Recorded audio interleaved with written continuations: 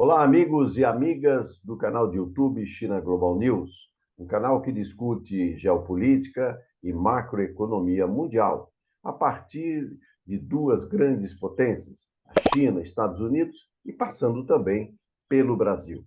Na edição de hoje, eu converso com o professor Ladislau Dalbor, que você vai conhecer agora.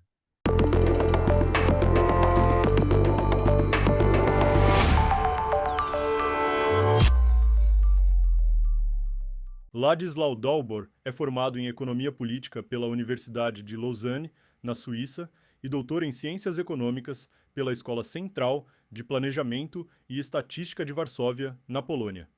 Atualmente é professor titular no Departamento de Pós-Graduação da Pontifícia Universidade Católica de São Paulo, nas áreas de Economia e Administração.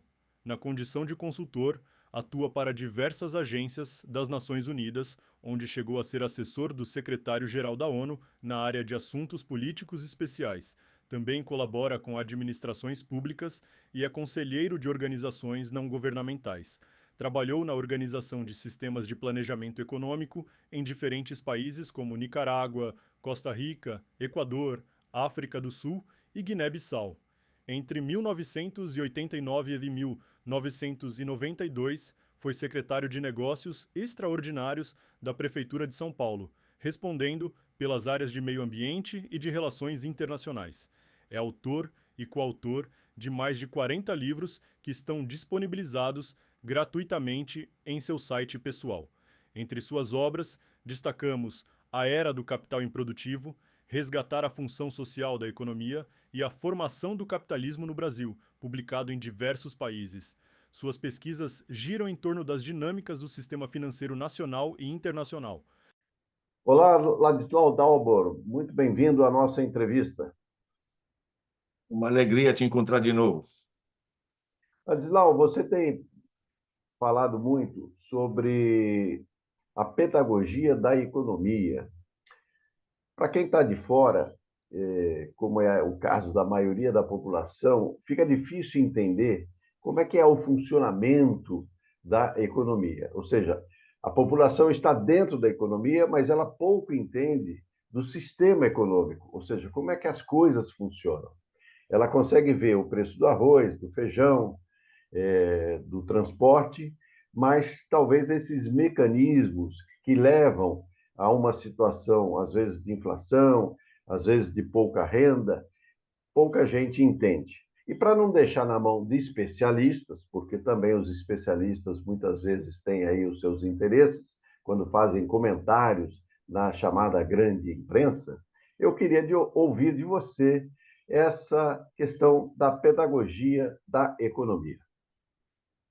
Olha, é uma ideia que a gente tem desenvolvida a partir, inclusive, do Instituto Paulo Freire, depois de uns cursos que gravei com o Instituto Conhecimento Liberta, do Eduardo Moreira, e tenho gravado vídeos que são no meu site, no dobor.org, e que tenho colocado, inclusive, no YouTube, para dar uma ideia da importância do processo.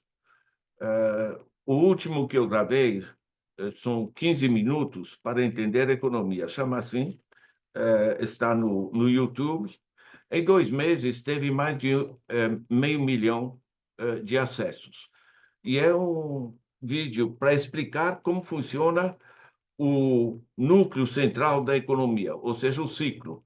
Como é que se articulam as famílias que precisam de consumo e que fornecem trabalho, as empresas, né, que investem e produzem, certo? E o Estado, certo? Que assegura o que a gente chama salário indireto, né? Infraestrutura, segurança, educação, saúde, etc. Como se articula esse conjunto e como esse conjunto foi paralisado por um sistema financeiro, que é uma coisa nova nesse processo, né?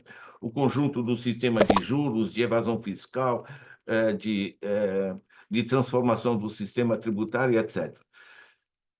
Esse é o eixo central. O interesse é imenso, né? Quando eu vejo com que recepção há 15 minutos sobre a explicação desse ciclo. Qual é a função dos diversos personagens da economia? O que tem por trás disso? né, é que as coisas mudaram, né? Eu ainda, na minha idade, ainda uso essa coisa antiga, que você deve lembrar também. Por exemplo, isso aqui são R$ 10, né? O dinheiro é uma coisa que o governo imprimia. Isso no mundo representa menos de 5% da chamada liquidez. Hoje é apenas um sinal magnético. As pessoas tinham o dinheiro no bolso. Então, você faz uma compra de R$ 100, você entrega na loja R$ 100, a loja recebeu R$ 100. Hoje não, você passa no caixa, a moça pergunta crédito ou débito.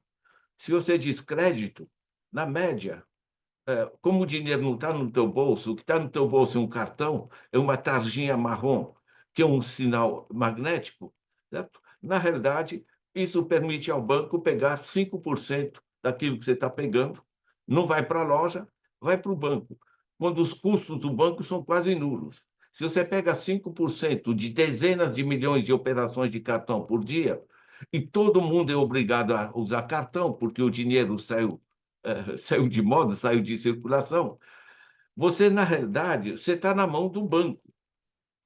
E, a partir daí, com dinheiro imaterial e o cidadão ou a empresa, certo, estão presos nesse tipo de intermediação do banco, o banco acaba cobrando o que quer. Tá? Então, esse processo de entender como as pessoas, de repente, se encontram num nível de endividamento que não estão conseguindo pagar, né? Isso envolve hoje os inadimplentes, 71 milhões de adultos, certo? Gente que não está conseguindo, né? Aí na TV dizem, não, eles precisam de educação financeira. Mas quem precisa de educação financeira seriam os bancos, né? Para evitar a agiotagem que eles utilizam, né? Mas o essencial do processo, Marco, é que quando a apropriação do dinheiro pelos mais ricos se dava através de baixos salários, né? O cara enriquecia porque pagava mal os trabalhadores, mas pelo menos ele produzia sapato, camisa, automóvel, o diabo, enfim, e precisava produzir coisas decentes para poder vender, para poder pagar o trabalhador. Ou seja, ele explorava o trabalhador, mas para explorar um trabalhador, você tinha que gerar um emprego e atividade econômica. Esse é o sistema que a gente herdou e que fica sendo repetido na TV, certo? Mas o sistema básico de exploração não funciona mais assim, certo? Eu pego, por exemplo, as famílias. Então, 71 milhões atolados e inadimplentes. Imagina, isso aqui é quase a metade dos adultos do país. Por que isso nesse nível? Eu pego, o Banco Central me dá qual é a taxa média de juros que as famílias estão pagando. No Brasil, hoje, 51%. É só entrar no Banco Central, você pega lá estatísticas monetárias e de crédito, você tem esses números, não estou inventando nada. 51% é barbárie. Eu faço palestras na Europa, enfim, em outros países, né, o pessoal não quer acreditar que no século XXI alguém cobra esse nível.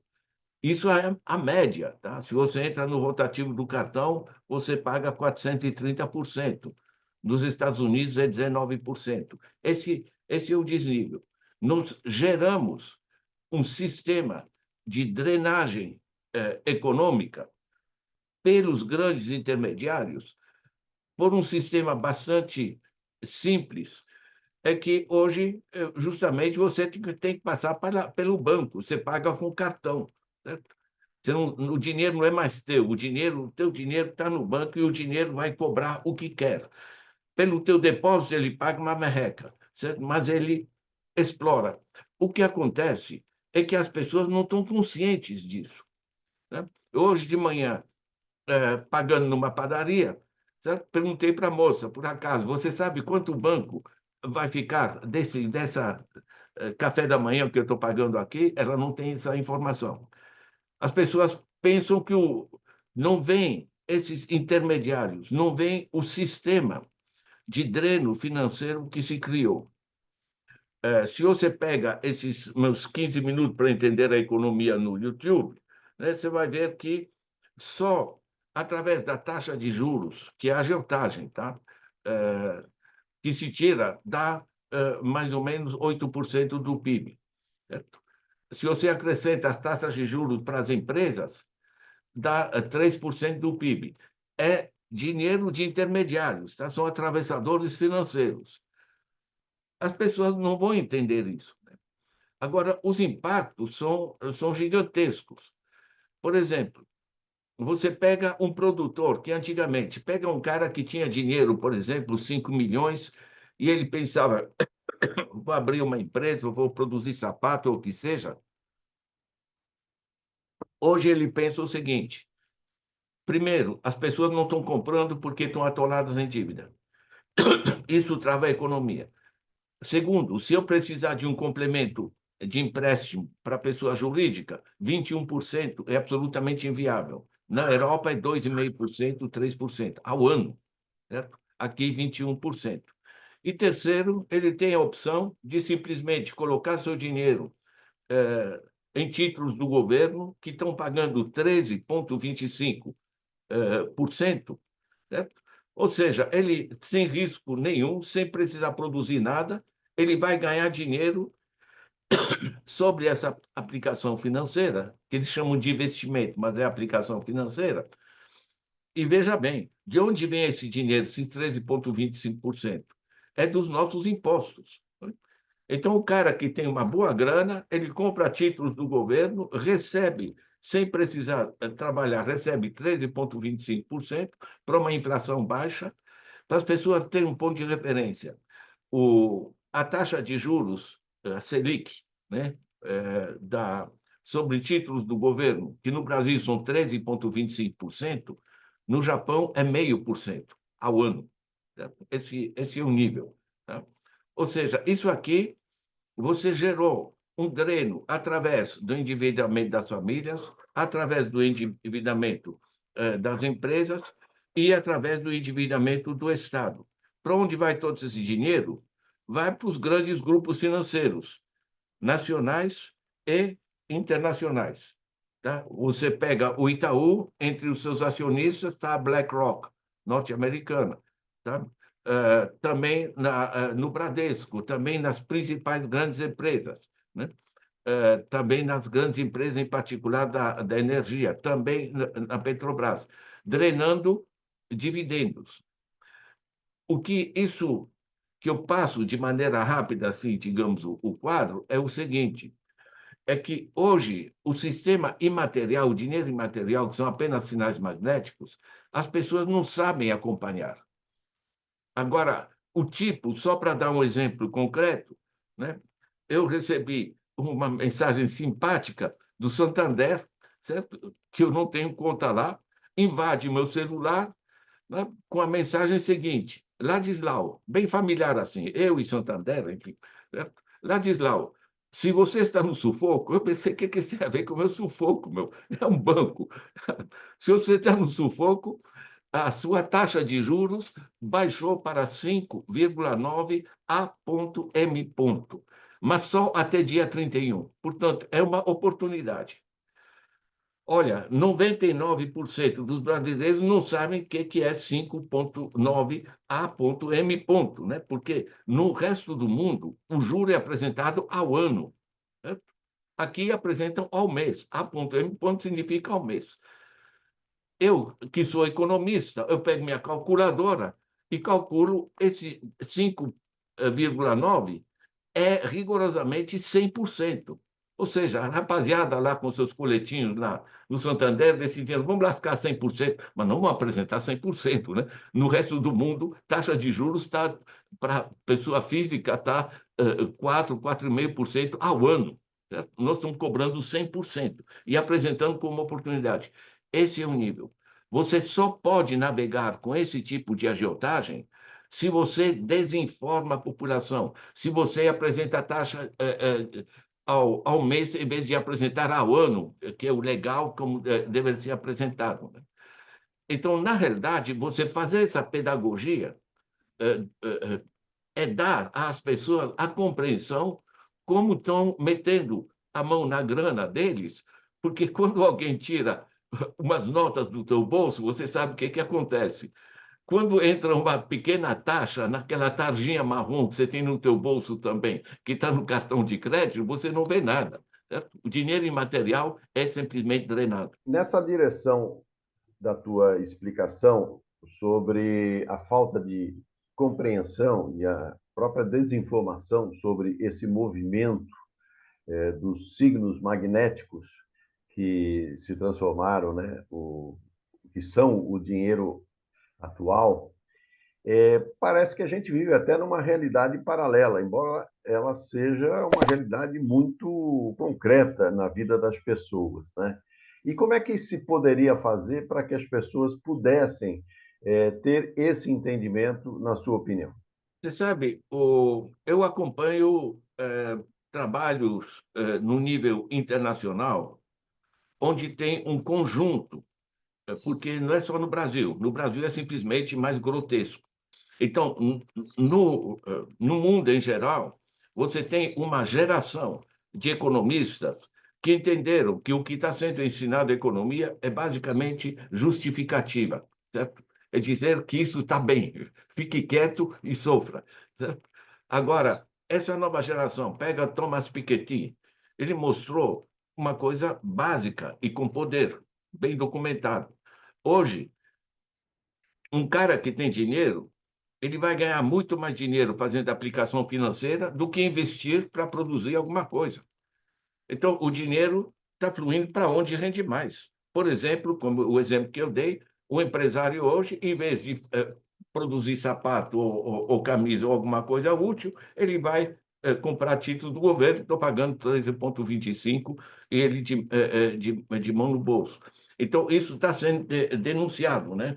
Eu pego, por exemplo, esse livro de Thomas Piketty, Uma Breve História da Desigualdade, ajuda a entender as coisas. Mas você tem Mariana Mazzucato, né? Ela chama capitalismo extrativo, o que a gente está vivendo. Ela explica os mecanismos, certo?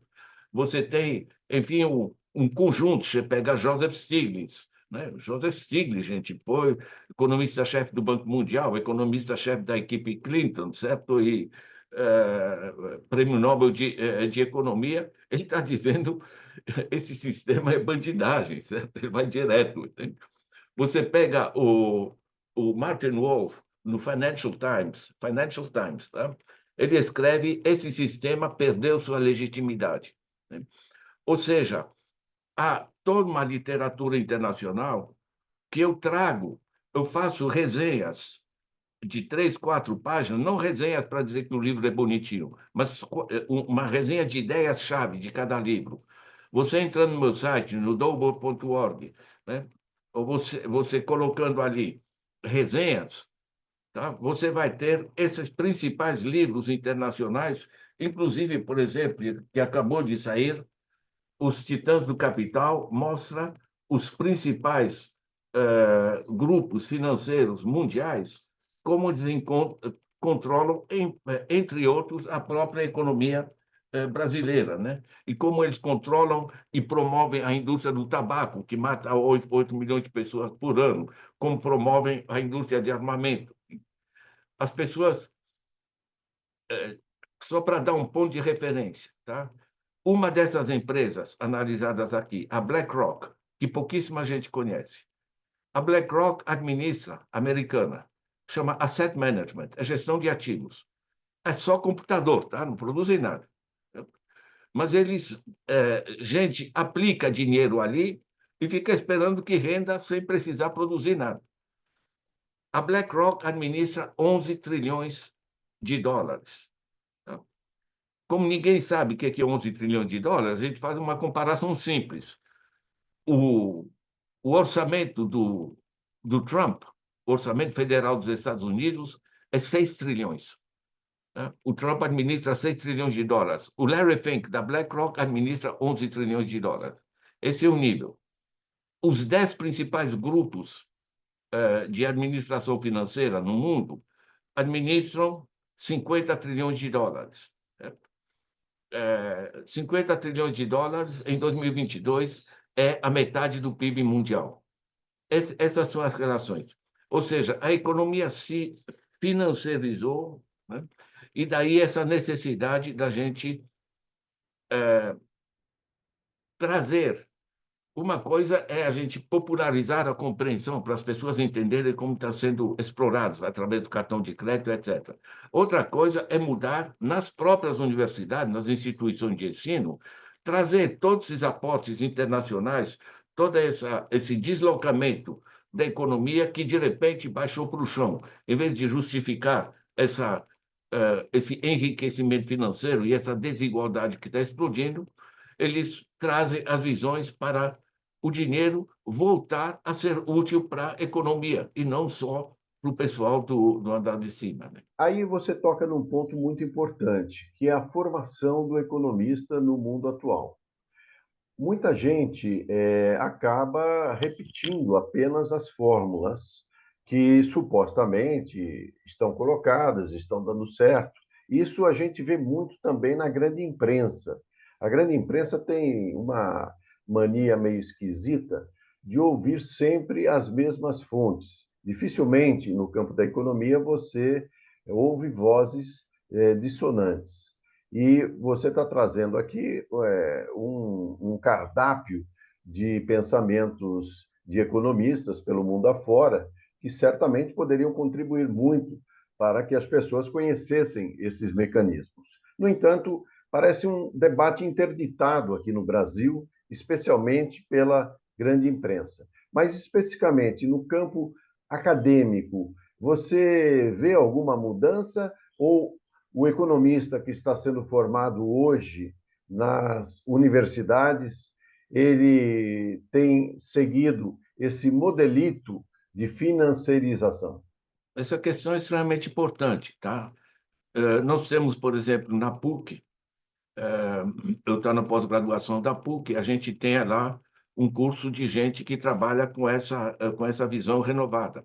Você vai para o pessoal de economia da Unicamp, tem excelentes professores nessa área. Você vai na UFRJ, você vai encontrar gente excelente. Você tem no Nordeste universidades importantes onde essa coisa está penetrando, mas apenas penetrando, tá? Ou seja, o grosso da economia que a gente ensina é os clássicos, neoclássicos, marginalistas. A gente pode estar refutando, enfim, vários prêmios Nobel, mas o sistema se deslocou. Eu tenho um livro, Marco, que vai sair nas próximas semanas pela Elefante, chama A Revolução Digital. Ele já está no meu site, tá? A Revolução Digital vai ajudar a entender as coisas, porque a gente tem que entender como funciona todo esse sistema imaterial, o sistema do computador, agora reforçado pela inteligência artificial, né? Quem está mandando no mundo antigamente era o Henry Ford, o pessoal da Toyota, os construtores de automóveis, os grandes capitães da indústria, né? Então, os capitães da indústria hoje estão falando baixinho porque são obrigados a maximizar o retorno para acionista, porque é o acionista, é o cara que faz a gestão financeira que está por cima de toda a máquina produtiva, né? Então, a formação dos economistas, eh, ela fragiliza, né, esse processo. Agora, eu tenho, por exemplo, saiu recentemente este livro que é sobre a financiarização, tá? Excelente material. Agora, esse é um livro desse tamanho, tá? Agora, isso aqui são artigos, tá, organizados aqui pela Lena Lavinas e outros, muito úteis. O fato, para mim, de que, por exemplo, esse livro aqui, o Capitalismo se Desloca, está circulando muito, tá? Publicado pelo SESC, o SESC tomou uma medida muito interessante, tá? Está na apresentação deles, né, do Danilo Miranda, que a iniciativa de publicar O Capitalismo se Desloca respeitando a coerência do autor em disponibilizar gratuitamente a versão digital. Ou seja, a própria editora disponibiliza meu livro gratuitamente online. O que é isso aí? Isso aí permite a gente trazer a nova linguagem, ou seja, não, o Michael Hudson chama o que a gente ensina de junk economics, economia lixo, certo? Na realidade, são justificativas de interesses, né? Não, a gente tem que mostrar os nossos desafios. Basicamente, é legal pensar o seguinte, que toda essa geração de gente, eu pego na China, por exemplo, os trabalhos da Kei Jin, né? E tantos outros.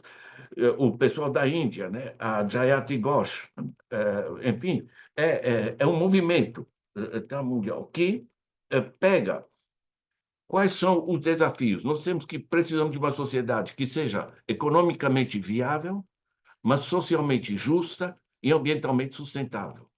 Fora disso, nós vamos para o brejo, e estamos indo para o brejo, é só olhar o que acontece com o clima, tá? Com a desigualdade. Nós temos quase 800 milhões de pessoas passando fome, tá? Quando o mundo produz suficiente alimento, segundo a FAO, para 12 milhões de pessoas. Então, essa nova geração de economistas que eu menciono aqui, que vocês podem encontrar as resenhas em português no meu site, eles pegam em torno desse desafio. A gente tem que equilibrar no sentido de reduzir a desigualdade, tá? Ponto-chave principal, né? Nós temos que reduzir os impactos ambientais destrutivos, certo? E, para isso, o dinheiro, todas as fortunas, todo esse negócio do Larry Fink, da BlackRock, State Street, Vanguard, tudo isso aqui, em vez de servir para enriquecer mais, é só você olhar a foto da inauguração do Trump, você vê atrás dele esses personagens bilionários, né, que estão ganhando dinheiro com isso, né? Quer dizer, nós temos que construir essa outra compreensão da economia, né? E aí o trabalho que vem sendo feito envolve tanto deslocar o conteúdo da economia, portanto, centrado nesse tripé, né, de economicamente viável, mas também socialmente justo e ambientalmente sustentável, certo? E dois, a gente passar a disponibilizar todos esses produtos online e produzir ensino da economia que qualquer cristão, porque o cara não, para ser explorado pelos bancos, ele não precisa ser economista. Ou seja, nem economistas entendem esse negócio. Ou seja, você tem que chegar a uma linguagem compreensível, né? E não é muito complicado, porque depois que o cara entendeu que estão colocando uma tarifa bandida no pagamento que ele faz com cartão, certo? Que ele passa a entender que o juro que está sendo cobrado para a pessoa física, 51%, é agiotagem, certo? Que ele passa a entender que ele não está conseguindo investir quando é empresário, porque o mercado está atolado, né? Você gera uma compreensão desses processos. Para mim, é necessária essa compreensão para você ter as transformações políticas correspondentes. Temos aí um novo momento mundial. A eleição e a posse de Donald Trump e as iniciativas que ele tem tomado tem trazido aí uma grande polêmica internacional. Basta ver a posição dele em relação à guerra da Ucrânia e Rússia, e também a taxação de tarifas de importação para os Estados Unidos, atingindo de forma indistinta vários países, inclusive os seus próprios aliados. Do ponto de vista da economia, como é que essas ações, ou pelo menos até aqui o que Trump tem demonstrado, podem modificar esse quadro que você mesmo trouxe de uma concentração da financiarização da economia? Tem um ponto muito importante que os Estados Unidos usam e abusam do dólar. Os Estados Unidos têm uma dívida em dólar de 37 trilhões de dólares, quando o PIB deles é de 29 trilhões. Certo? Por que eles entram numa dívida dessa? Porque para eles não importa. Eles podem simplesmente emitir dólar, certo? E encher o caixa. Por que eles podem? Se você, por exemplo, no Brasil, emitir reais, você vai gerar inflação, se você tiver emitir mais reais do que o aumento de produção. Agora, os Estados Unidos, por exemplo, tem 800 bases militares espalhadas pelo mundo. A China tem uma, tá? Em Djibouti, uma pequena base. Tá? Os americanos têm 800. Quem é que financia tudo isso?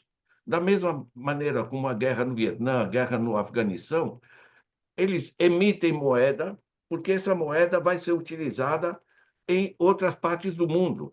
Não vai pressionar o mercado americano, não vai gerar inflação. De certa maneira, como eles são donos da moeda mundial, certo? Eles fazem o uso pro-americano, certo? Do dólar. Então, isso aí é um elemento central da discussão dos BRICS, da discussão da China.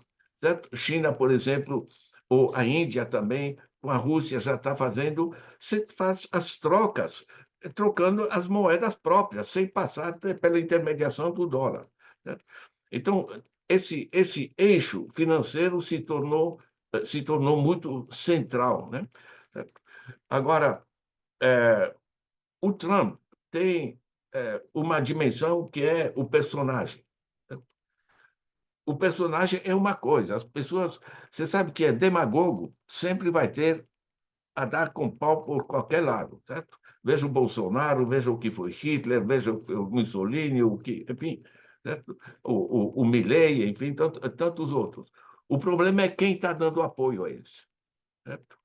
Eu volto à fotografia da inauguração do Trump, né? Todos aqueles bilionários atrás. Tem 13 bilionários, essencialmente grupos do high-tech e de finanças, é tudo computador, é gente no computador, não são produtores, tá? Que fazem parte hoje da equipe do Trump.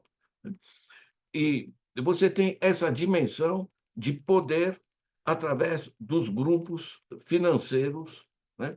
Dos grupos do high-tech, enfim, dessa gigantesca tomada de poder através do sistema, o que André Gortz chamava de o imaterial, né? O conjunto dos sistemas imateriais, que permite que esteja drenando as empresas brasileiras, as empresas da Índia, as empresas de diversas partes do mundo. Então, essa é uma dimensão. A outra dimensão é o Trump como personagem que ele se convenceu de que as tarifas internacionais devem ser utilizadas como arma, não por lógica econômica. Quando a China responde, olha, vocês elevam as tarifas para as importações da China, a gente vai elevar as tarifas das importações vinda dos Estados Unidos para equilibrar e vamos elevando tarifas, vamos fazendo essa guerra, todo mundo perde. Né? Isso tudo gera custos, aumenta os custos para todo mundo. Né? Agora, a compreensão não é econômica. A compreensão de um bullying político internacional, entende? Que ameaça direto. Veja com a Colômbia, quando ela quis reagir ali às formas de enviar os imigrantes, né? Veja as respostas do México, veja tudo. Né? Você tem ataques. Ou seja, tem uma dimensão que é profunda nos Estados Unidos, é que eles têm a vocação de pôr ordem no mundo, em nome da democracia, em nome do que for. E esse tipo de agressividade, certo, é que realmente é extremamente preocupante. Agora, essa dimensão política. Agora, tem uma dimensão que é absolutamente fundamental, que as pessoas não estão vendo, que é o seguinte: a China, em termos econômicos, ultrapassou os Estados Unidos em 2017, tá? Segundo o Fundo Monetário Internacional. Hoje, o PIB da China é de 37 trilhões de dólares, o PIB dos Estados Unidos é de 29 trilhões. E o PIB da China está crescendo muito mais rapidamente do que o dos Estados Unidos. Então, isso cria, do lado norte-americano, uma um sentimento, né, de estarem sendo ultrapassados quando eles têm toda essa atitude, né, que nós somos o grande, né, eles têm uma expressão muito simpática, né, muito utilizada entre eles, mas nem sempre nos jornais, né? We're the best, fuck the rest, né? Nós somos os melhores, o resto que se dane, para dizer de maneira educada, né? Hoje, essa tensão, ela cria uma nova dinâmica de equilíbrio, certo? Porque você tem uma tendência pela força da China, que já tem uma ferrovia que funciona de Beijing até Madrid, passando pelos diversos países europeus, né? Você estava em processo uma integração da Europa com a Rússia, com a China, certo? A Rússia não é mais comunista, não tinha essa razão para a coisa. Você estava o que o De Gaulle chamou a Eurásia, que se transformou num principal eixo econômico mundial, muito além dos Estados Unidos. Nesse caso, os Estados Unidos ficam com palito do picolé, certo? Porque eles se isolam nesse processo. Então, todo o avanço de provocar a guerra com a Rússia, de empurrar a Ucrânia, de todo esse processo, digamos, belicista, né? E toda essa tentativa de engolir a Europa, por exemplo, quando eles destruíram a alimentação da energia russa, né, o oleoduto, né, que conectava a Rússia com a Europa, com a Alemanha em particular, né? Agora a Europa está importando petróleo dos Estados Unidos, de navio, né, quando via num tubo simplesmente da Rússia. Quer dizer, na realidade, para mim, o eixo fundamental da compreensão dessa parte internacional, dessa reorganização, digamos, está ligada a essa atitude extremamente agressiva dos Estados Unidos e do peso das iniciativas deles para romper qualquer articulação da Eurásia, né? Agora, do lado do BRICS, é extremamente importante. O BRICS hoje representa 55% da população mundial e 41% do PIB mundial, certo? Bem acima dos Estados Unidos. E os BRICS é um conjunto de países que estão sendo drenados pelo sistema, que é outro sistema financeiro, que é o endividamento internacional. Tá? Os 140 países mais pobres do mundo, 41% do orçamento dos estados é para pagar juros sobre dívida externa em vez de financiar saúde, educação, etc., etc., né? Quer dizer, de certa maneira, está se gerando nesse processo de exploração e nesse sistema de peso dos países ricos relativamente ao resto do mundo e com apoio da China, está se gerando uma reconfiguração dos equilíbrios planetários, né? O conjunto do BRICS é extremamente importante nessa redefinição. Agora, para onde tudo isso vai? Isso aí Deus sabe, porque eu como economista sério, eu não faço previsões. Você não tem a bolinha de cristal que muitos supostos analistas econômicos que aparecem na grande imprensa sempre estão aí vomitando suas previsões, normalmente errando. Mas pegando ainda esse gancho do BRICS, em julho vamos ter a reunião dos 20 países que agora compõem o BRICS, ampliado, no Rio de Janeiro. Aliás, se Deus é brasileiro, nada melhor do que uma reunião no Rio de Janeiro, que tem se tornado um epicentro mundial das discussões mais importantes do mundo. Você acredita que esse novo eixo que está se constituindo, e você mesmo afirma aqui, são 55% da população mundial, 40% do PIB mundial, tudo isso pode se constituir numa força a médio ou longo prazo que venha a substituir esse modelo de financiarização muito baseado no dólar? Eu acompanho, eu trabalhei muitos anos na ONU, né? Eu fui consultor até do secretário-geral para economias em crise. Trabalhei na Ásia, trabalhei 7 anos na África, tal, trabalhei em diversos países ricos e pobres, né? E eu continuo a receber, hoje sou aposentado pela ONU, continuo a receber esse material. Eu sou uma pessoa, digamos, informada, não estou dizendo assim, eh, mas simplesmente porque eu tenho acesso às diversas línguas e a todo esse material internacional. Isso me permite fundamentar em mim um profundo pessimismo, né? Tá? E aí, porque eu estou acompanhando, né? Que não é só o desastre climático, né? É impressionante o Trump chegar em Los Angeles em chamas, e ele dizendo isso é porque eles elegeram um democrata governador da Califórnia, né? Não tem ideia, o cara que dirige os Estados Unidos tem ideia do que é o aquecimento global, né? E diz para os grandes grupos de petróleo, drill, baby, drill, né? Vamos, meninada, vamos produzir mais petróleo, né? Esse é um nível de enfrentamento em que a gente está indo, os americanos conscientes, de slow motion catastrophe, catástrofe em câmara lenta, né? Porque são desastres estruturais e vão se aprofundando. Você tem o clima, você tem a contaminação da água doce por produtos químicos, os mais diversos por todo o planeta, você tem a perda de biodiversidade. Em 40 anos, perdemos praticamente a metade dos vertebrados do planeta, né? Enfim, é só ir acumulando a acidificação dos oceanos, enfim, a perda de solo agrícola por excesso de química no solo e por monocultura, né? Enfim, a gente tem todos os dados dessa transformação do lado ambiental. As reuniões que eu tenho acompanhado na África, de chefes de Estado, né?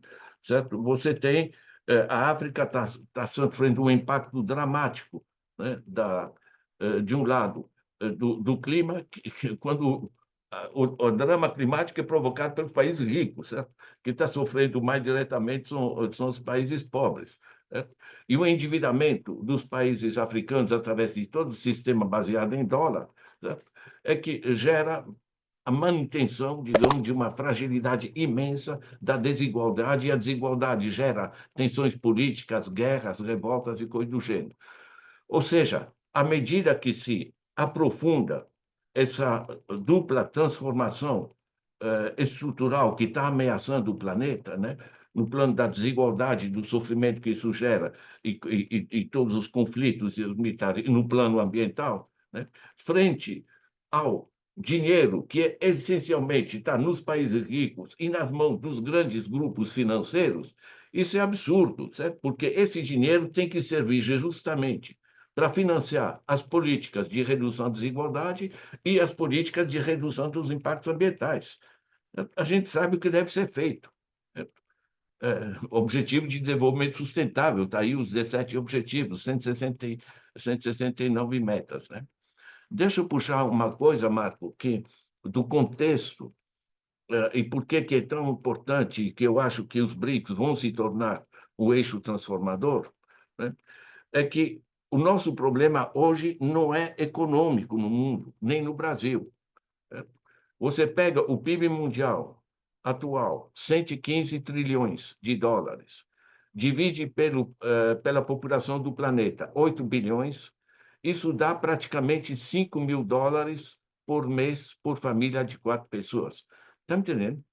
O PIB é o que a gente produz de bens e serviços. Então, se você pega o PIB mundial, o que a gente produz de bens e serviços no mundo, divide pela população, divide por e apresenta não anual, o per capita anual que está nos anuários, mas você divide para família por mês, isso dá 5.000 dólares por mês por família de 4 pessoas. Ou seja, o que temos é amplamente suficiente para todo mundo viver de maneira digna e confortável. Você tem livros muito recentes, poderosos, como o de Tom Mallison, né, sobre a desigualdade. Você tem todo o trabalho do Zuckman, né, O Triunfo da Injustiça. Você tem os trabalhos que eu mencionei. Enfim, nós temos hoje todos esses dados. Nós temos o suficiente, sabemos onde estão os dramas, sabemos o que deve ser feito, está nos ODS, nos 17 Objetivos, inclusive os indicadores para seguir essas transformações, e as coisas não estão acontecendo. Nosso problema não é econômico, é problema de organização política e social. Certo? Você pode fazer o mesmo cálculo para o Brasil.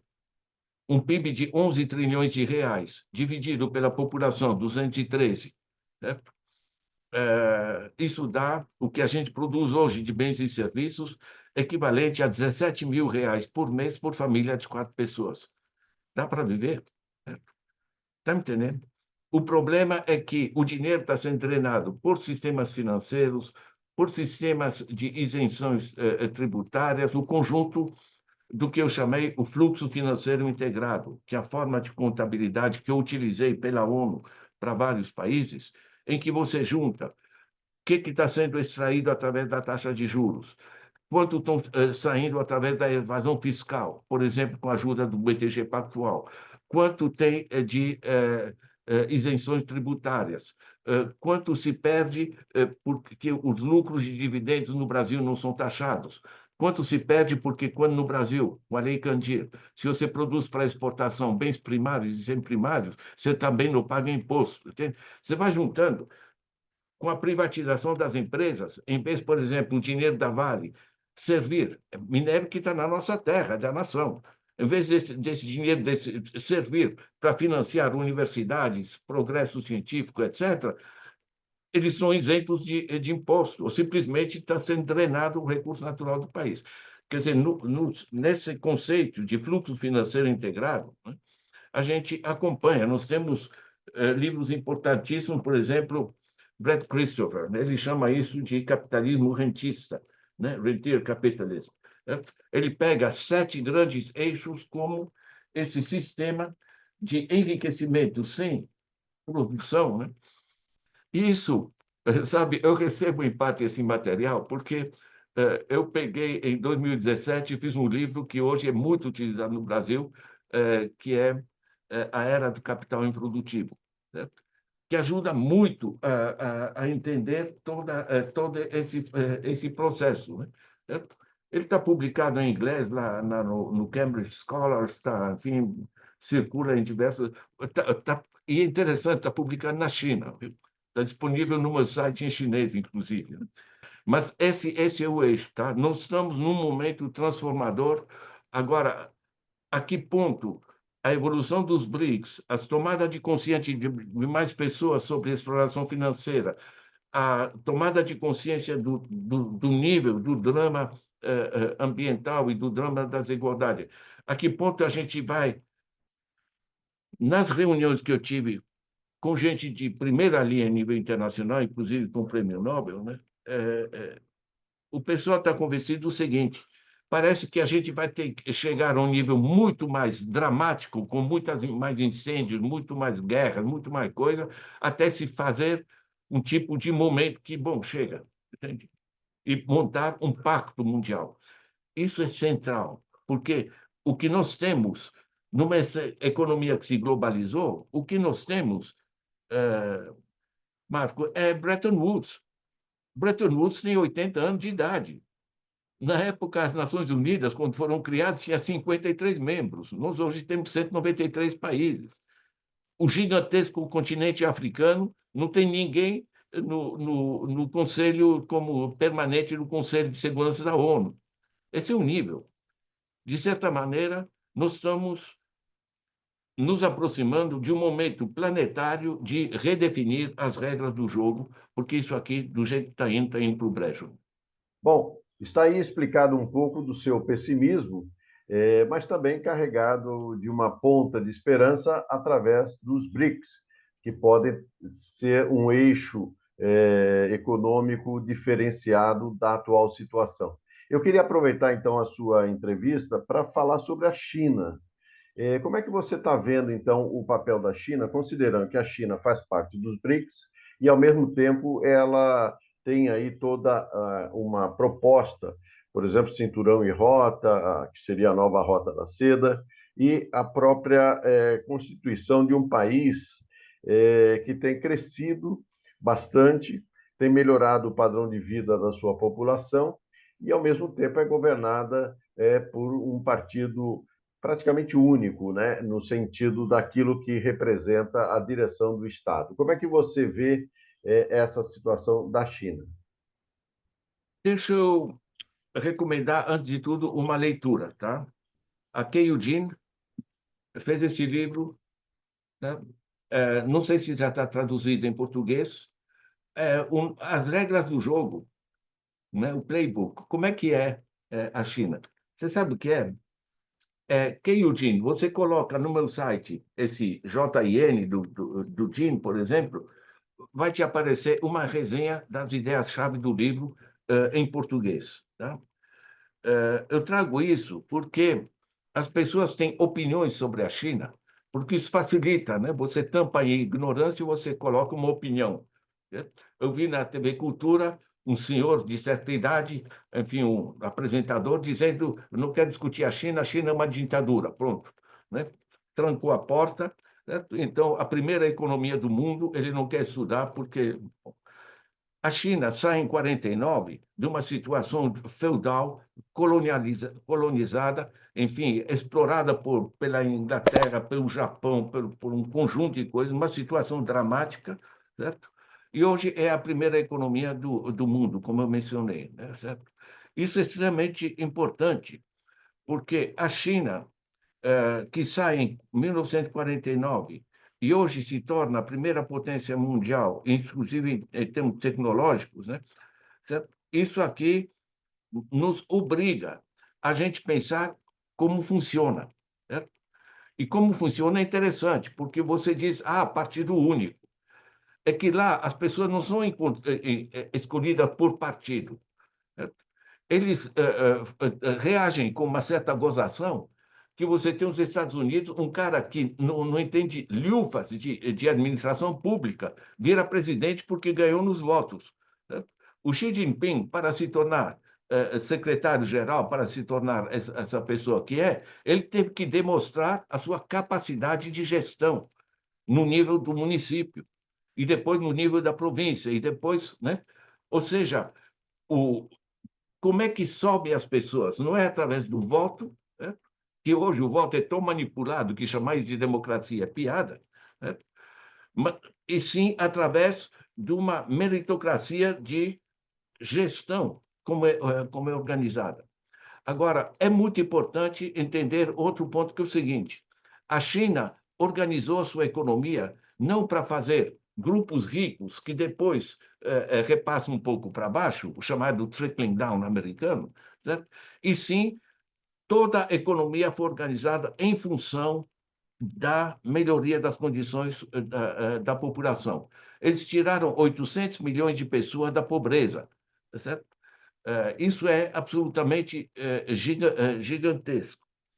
Depois, a China tem um negócio muito interessante, que ela inverteu o que no Brasil se chamou deixa crescer o bolo, né? Portanto, encher o bolso dos mais ricos para depois distribuir.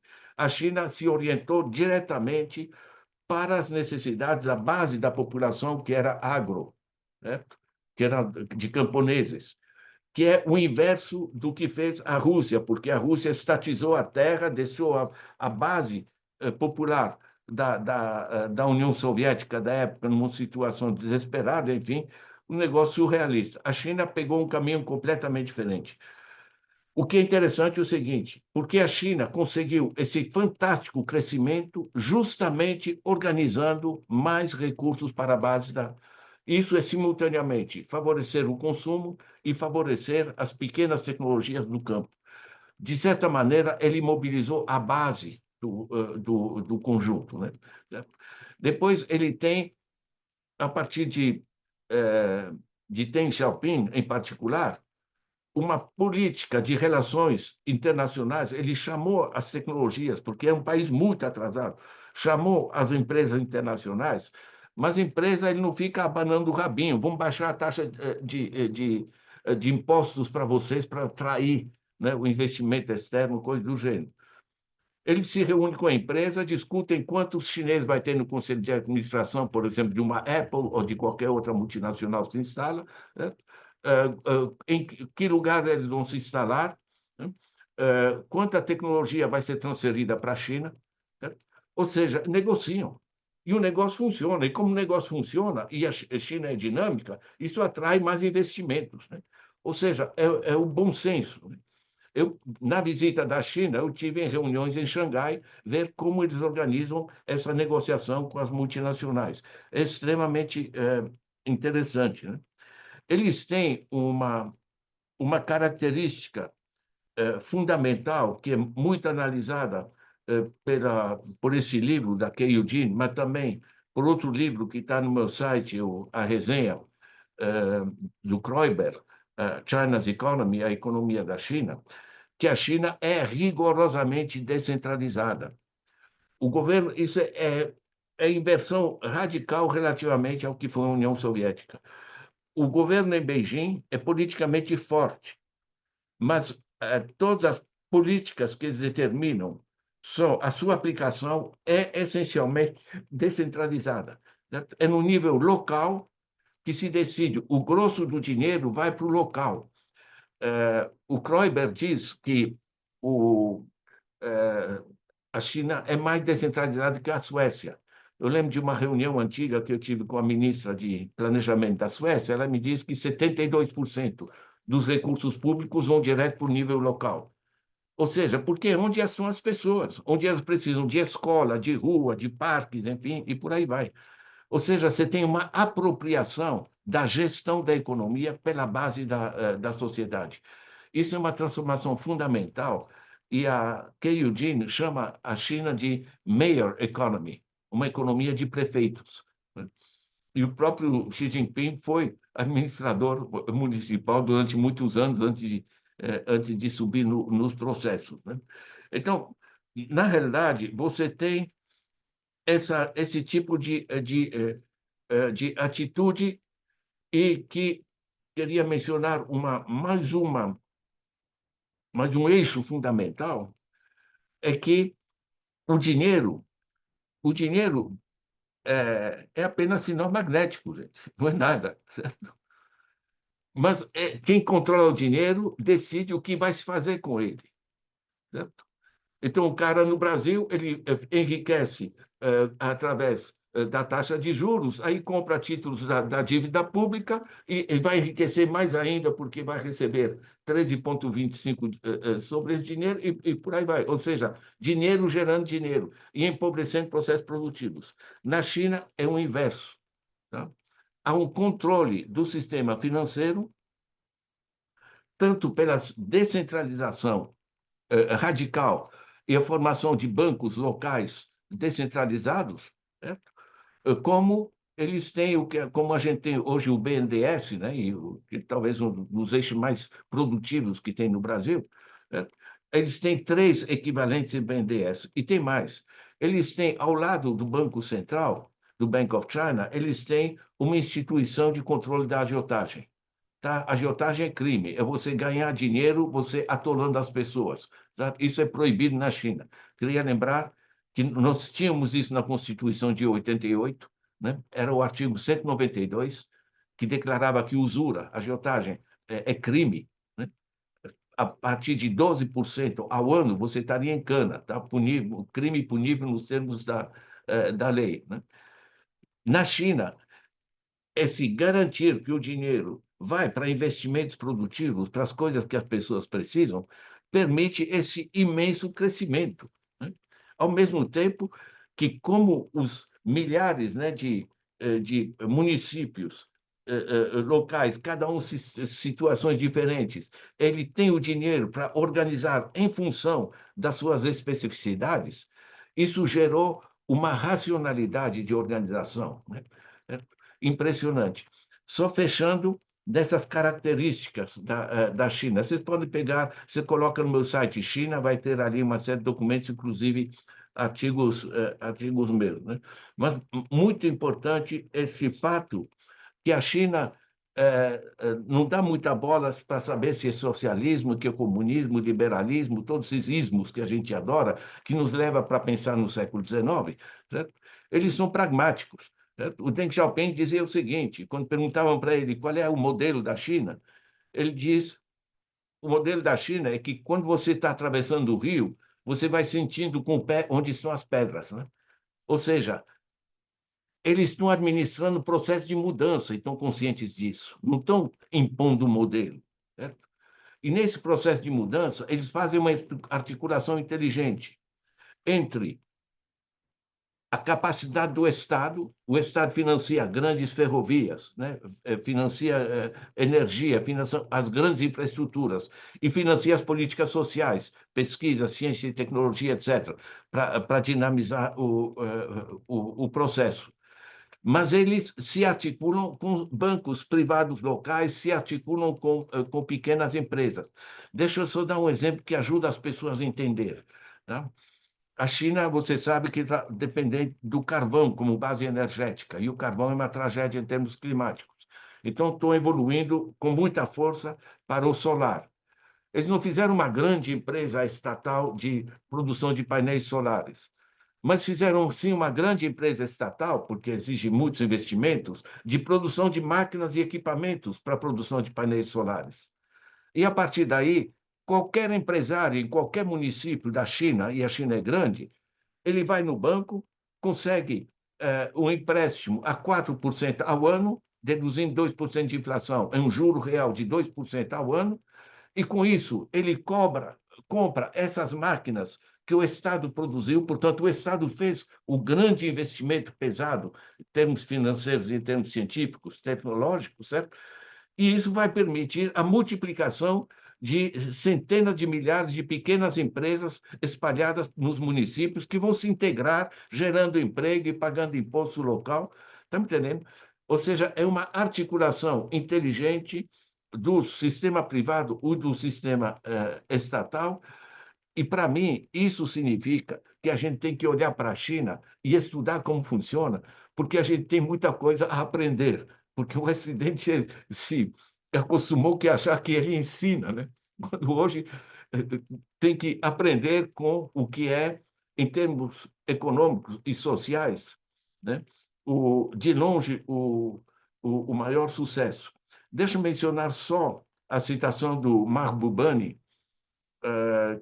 Kishore Mahbubani é um pesquisador importante sobre a economia asiática, né? Quando disseram para ele, mas a China é uma ditadura, enfim, é partido único, enfim, porque a lógica, ele disse o seguinte, meus amigos, da China, todo ano, saem cerca de 120 milhões de turistas que vão para Paris, vão para o Ocidente, vão para diversas partes e todos voltam. Você acha que é uma ditadura? Ou seja, aquele negócio que a gente dizia que se volta com os pés, né? O chinês sabe onde é que o negócio funciona e funciona de maneira adequada. Sabe? Eu acho que a China tem que ser entendida e fazia parte da pedagogia da economia, ensinar os diversos sistemas. Ladislau, vamos caminhando para o final da nossa entrevista, mas eu não posso deixar de encerrá-la com o Brasil. Temos aí alguns movimentos que são muito importantes e que podem mexer e alterar o rumo das coisas. De um lado, temos a queda da popularidade do presidente Lula em diferentes pesquisas. Se atribui essa queda de popularidade à inflação dos alimentos, à questão daquela manipulação sobre PIX e também sobre uma certa desorganização governamental. No meio disso, se colocou também um tema que a imprensa adora colocar, que seria uma gastança do governo, né? Inclusive com estatais tendo prejuízos bilionários.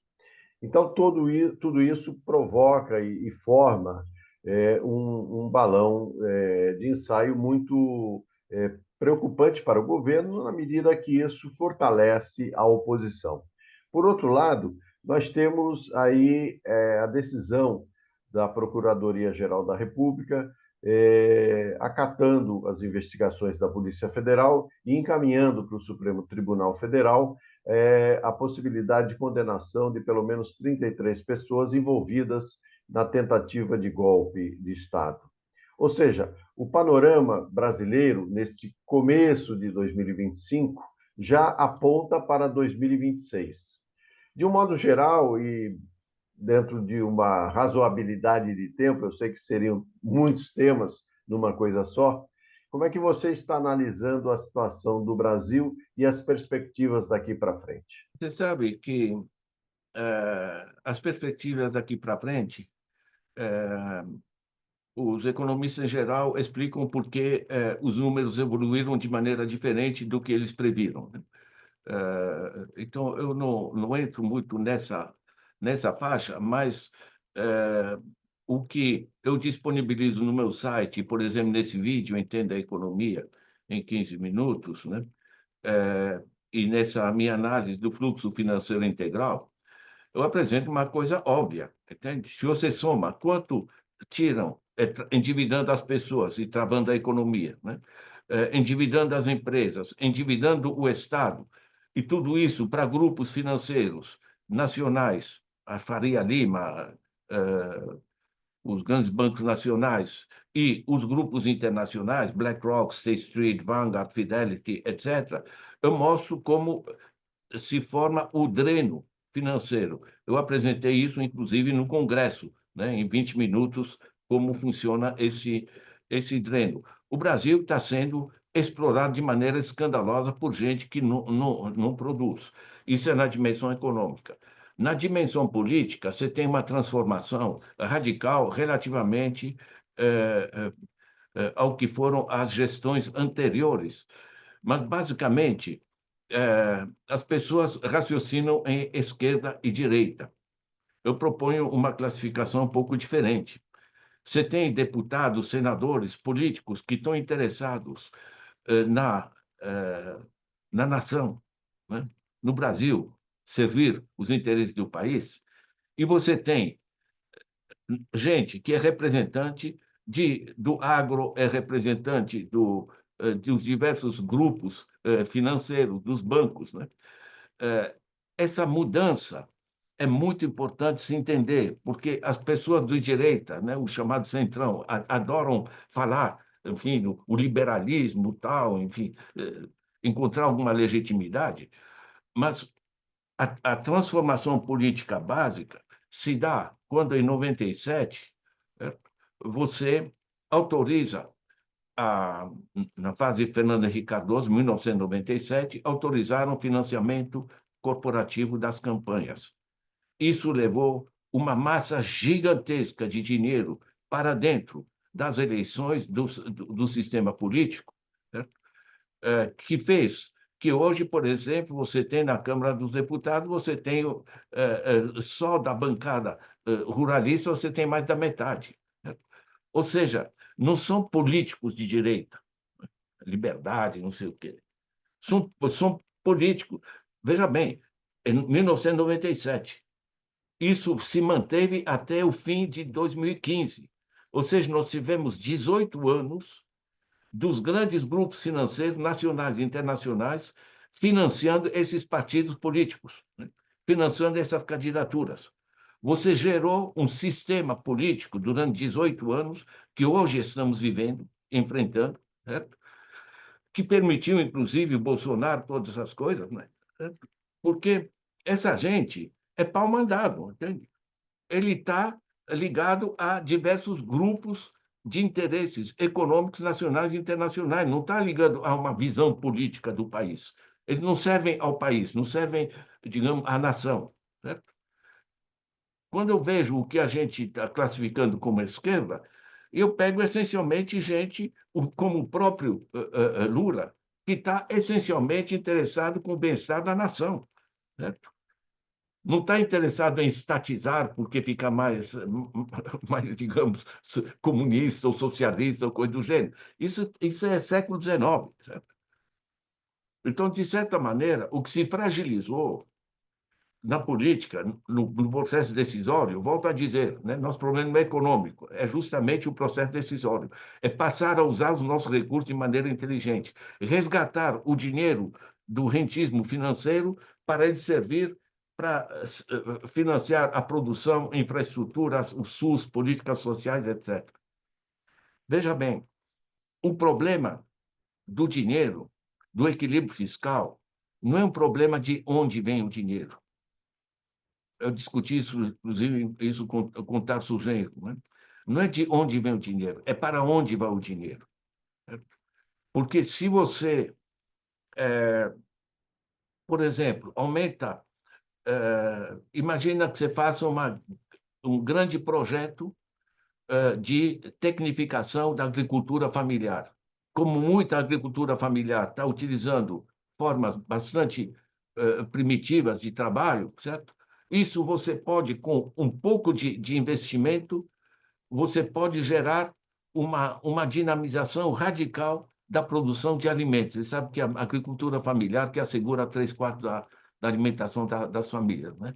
Com mais alimento, você tende a baixar os preços. Mas, sobretudo, você multiplica a capacidade produtiva e esse efeito multiplicador faz com que no consumo e na máquina econômica entre mais dinheiro para o Estado. O dinheiro volta. Está me entendendo? Quer dizer, quando a gente diz que o problema é para onde vai o dinheiro, porque quando o dinheiro dos nossos impostos vai para a Faria Lima, através da dívida pública e dos 13,25%, isso é improdutivo. Quando você investe isso em capacidade produtiva e tecnificação da agricultura familiar, você gera mais produto relativamente ao dinheiro que você colocou. E você colocou mais dinheiro, mas você também aumentou a produção. Você mantém o equilíbrio. Agora, se você tirou esse dinheiro para fazer esse investimento, estou dando esse exemplo, né, da agricultura familiar, se você tirou isso simplesmente emitindo moeda, se você aumentou a dívida pública, se você gerou mais déficit, ou se você converteu reservas cambiais em reais, pouco importa de onde veio, porque vai voltar mais do que você colocou. O problema nosso não é conter gastos para equilibrar o orçamento. Você equilibra o orçamento aumentando as entradas. E como é que você aumenta as entradas? Você dinamizando a base produtiva do país. Né? Isso aqui faz a China, fazem outros países que funcionam. Né? Queria agradecer você, a sua presença, e também você pode agora fazer a sua última menção aí a esse livro. Pode, por favor, pegá-lo novamente para que as pessoas possam ver com mais tempo aí. Pode mostrar o seu livro e também dizer as suas palavras finais dessa entrevista. Gente, as pessoas que ouvem isso aqui e que, mesmo sendo economistas, que têm que reaprender a economia porque a economia mudou, certo? É, elas podem pensar, bom, quais são os primeiros passos? Eu recomendaria esse livrinho, tá? Está online, gratuito, está nas livrarias, Resgatar a Função Social da Economia. A economia deve servir para as pessoas viverem melhor, não a gente se matar para funcionar a economia, né? E o pessoal da Faria Lima e todas essas coisas. Portanto, vocês podem entrar no meu site, vocês têm muitas resenhas de livro para pegar a parte internacional, e as resenhas são em português, a grande maioria, né? E vocês vão ter uma série de livros, por exemplo, O Pão Nosso Cada Dia, como funcionam os diversos setores, agricultura, indústria, etc. Você vai ter também sobre como funciona o sistema geral, como está se deslocando. É um livro que vai sair nas próximas semanas pela Elefante, que chama A Revolução Digital. Boas leituras, vocês podem pegar também, vocês colocam Dober no YouTube, vocês vão encontrar uma série de vídeos dizendo que eu faço parte de uma rede de pesquisadores que colocam toda a produção científica online. Isso não me tira pedaço, porque o livro continua vendendo, certo? Agora, por exemplo, num colégio, o professor não vai dizer para os alunos, né, comprem o livro do Ladislau, mas ele vai dizer para os alunos, olha, na próxima aula a gente vai pegar o capítulo 2, a gente vai discutir, tá? Até no celular, 8 páginas, o moleque lê. Está entendendo? É uma outra visão de universidade. A universidade não é só para assegurar o diploma para um cara individualmente subir na vida, certo? E sim para generalizar conhecimento. Muito bem, Ladislau, eu agradeço muito a sua participação em nosso canal. Lembrando que o canal China Global News está disponibilizado também nas suas plataformas sociais. Vá lá, dê um clique, curta os nossos conteúdos e também se inscreva. A gente sempre traz notícias que são do seu interesse. Então, muito obrigado mais uma vez, Ladislau, e a nossa audiência. Espero você em uma próxima entrevista.